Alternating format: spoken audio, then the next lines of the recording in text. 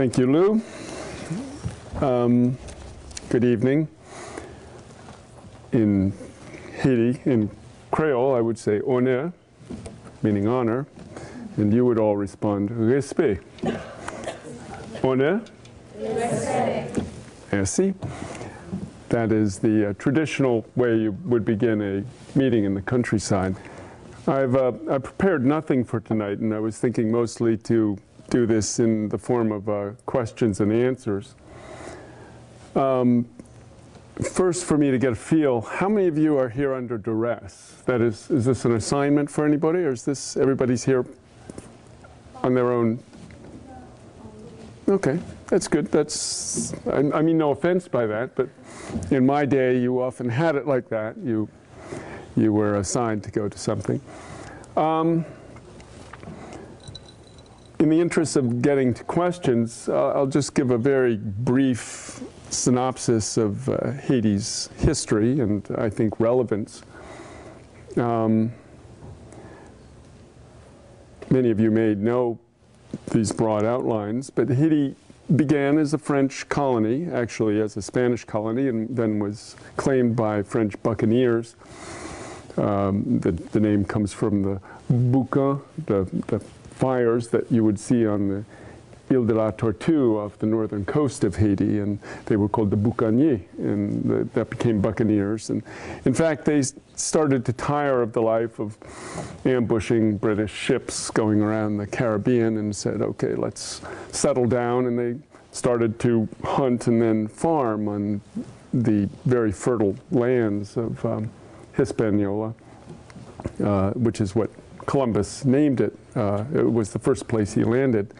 In fact, one of his ships, the Santa Maria, sank there, and he built a fort on the, nobody knows quite where, but on the northern coast somewhere. That fort, the Navidad, was where he left his a contingent when he went back to Spain. When he came back, they'd been killed. They were very brutal to the Indians, and in fact, the British, the French and Spanish conquest of the region was very brutal. The Native American population of the island, the Taínos and Carib Indians, were wiped out within 13 years of the Europeans landing. And they replaced those Indians, which mostly died as slaves in gold mines and so forth, because of course gold was the prize of the day, especially for the Spanish Empire. They began importing Africans, and it became a triangle trade. They would leave from Europe, go to the west coast of Africa, pick up slaves, take them to the Caribbean, trade them, pick up rum, take them to the rum to Europe, where it was traded for guns, and then the triangle would begin again. They'd go with the guns back down and pick up slaves. That was how the colony became the richest colony in the New World. Much richer than the 13 colonies of the what would become the United States. This was the Pearl of the Antilles, it was called. And it really fueled the Industrial Revolution and the growth of France and the growth of the bourgeoisie of France, we should say, and in that sense fueled the French Revolution, which came with the watchwords Liberté, Égalité, Fraternité. But as it turned out, many Frenchmen thought that was only true for Frenchmen and not for all men. And so a lot of the population of the island, which was indeed the engine and principal source of France's wealth at the time, began to question this. And this was happening on two levels. On the level of the slave masses, and they were about 500,000 on the island, and also on the level of a group in the country that became known as the affranchis. Now, just to step back for a minute, the French came with what was called the Code Noir, the Black Code, which divided things racially. The whites, mulattoes, which were a cross of African and European. In fact, the term itself is a little pejorative because mulatto means mule, means it can't reproduce. A mule, of course, being a cross between a horse and a donkey. So even the term mulatto is a little pejorative. And then the Africans. But in fact, it was quite a bit more complex than that because there were, in the end, stratas within all those racial groups, the racial groups really being something artificial imposed by the French. Among the whites, you had the owners of the plantations, who often weren't in the colony of Saint-Domingue itself. They were often back in Bordeaux and France. And they would just have managers really running the plantations. And then there were a host of much smaller people, many of whom were in fact slaves themselves, indentured servants and so forth, who of Europeans who worked as cobblers and blacksmiths and did a lot of the other intermediary chores of the colony. Then there was, in the mulattoes, a division between, there were those who were slaves still, but there were many who were freed, because often when a European master would have a child with a slave mother, he would give the child his or her independence. And in fact, many slaves were in fact freed after a certain number of years or service. And so there began to grow a class of the affranchis. And this meant the freed men of sorts.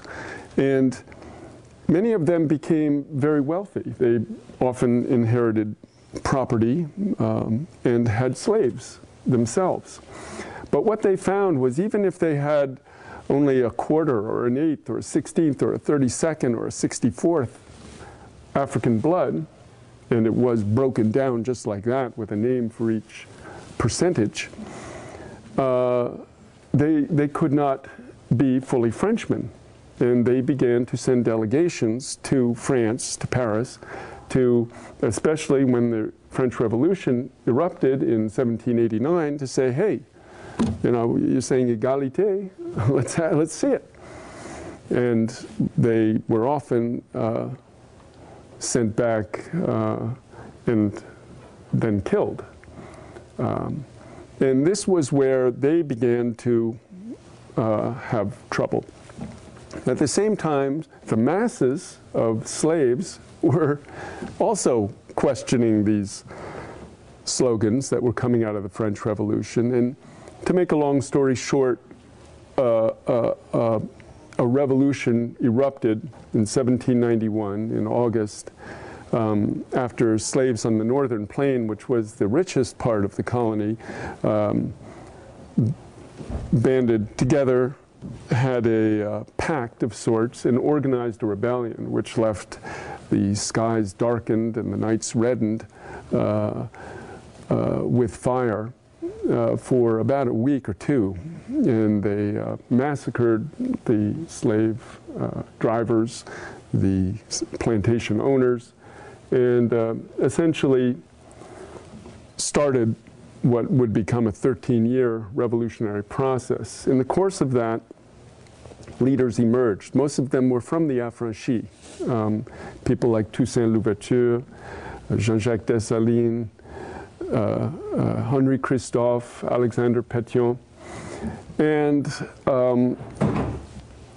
the history of the revolution is extremely complex. You can read about it in The Black Jacobins, which I see Walter DeMille has on display in the library. And there's also another, this is a real classic of historical writing, very, very moving, written by a guy called C.L.R. James, a Trinidadian Trotskyist in the 1930s. He was a real believer in Toussaint Louverture in particular. And there was another book that came out a few years ago called Avengers of the New World. And it's done by a guy called Laurent Dubois. And this is also an extremely instructive and approaches it from a little more of a class analysis, class perspective. In short, that revolution was the polar opposite, we could say, of our own revolution in the United States. This was a nation founded by slave owners. Haiti's, which was the second independent nation in Latin America, was founded by slaves, which makes it, in a sense, its whole, I could say, historical DNA very different from this country's. It always struck me as interesting that when people would refer to Barack Obama, for instance, he's a black man. That's in the United States.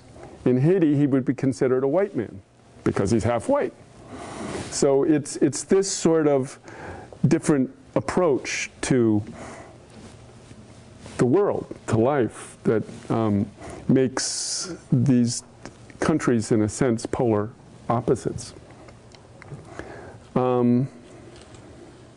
In any case, that revolution in Haiti, in a sense, was the touchstone for the revolutions that swept Latin America. Miranda, the great revolutionary leader of the South American continent, met with Dessalines and received military support from him in his fight against Spanish colonialism. And then his successor, Bolivar, who succeeded in liberating much of the northern part of South America, met with Pétion and got guns and printing presses and all sorts of support from the Haitians to carry out their anti-colonial struggles. And in fact, if you look at the flags of Ecuador, Colombia, and other countries, you'll see the Haitian flag is in it. You'll see the red and blue. That's the Haitian flag, and the yellow is what distinguishes it. Ironically, Haiti became a pariah, even of the newly freed Latin American countries. It was a few years later at a conference of those nations was not invited. But its birth was very difficult. In 1804, Jean-Jacques Dessalines declared Haiti's independence. And it wasn't until 1862, in the midst of the Civil War in this country, that the United States recognized Haiti. France sent its entire Atlantic fleet to Haiti in 1825 and demanded reparations. It's one of the few cases where the defeated army demanded reparations from the victor. And this was because the slave-owning colonialist powers of the day had the power to tell this upstart nation that you are going to pay for your liberation of your people.